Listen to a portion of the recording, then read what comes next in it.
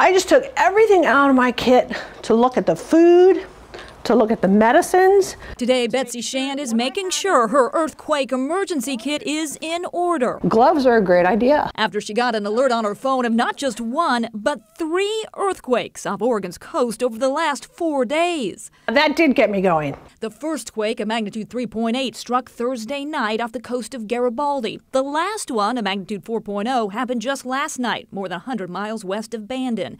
Evelyn Roloffs with the USGS says both those quakes are fairly typical. It's probably just a coincidence. But the quake that struck Saturday, about 14 miles off the coast of Newport, did pique her interest.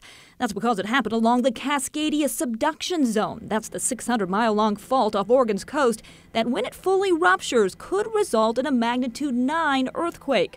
Roloff says while the recent small quake is in no way a sign of a much bigger one, it may be a sign of more smaller ones. Maybe it's a little more likely that we would have a 3 or something in the next few days. As for whether these smaller quakes relieved any of the tension building up along the Cascadia fault, Roloff says they likely didn't do much. They're relieving a little bit of stress, but it's only a tiny, tiny fraction of much less than a percent of the stress buildup. Still, she says they're good reminders that we will one day get a much bigger one. Scientists now say there's about a 15% chance the big one will happen in the next 50 years.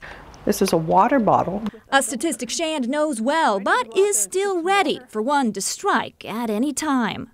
We want people to be prepared. Things can happen wherever you are. And Shand should know she's also written books on how to prepare for a disaster. She recommends at least 2 weeks worth of food and water in your emergency kits at all times. Of course, she, I found out today, has enough to last her 2 months. Back to you.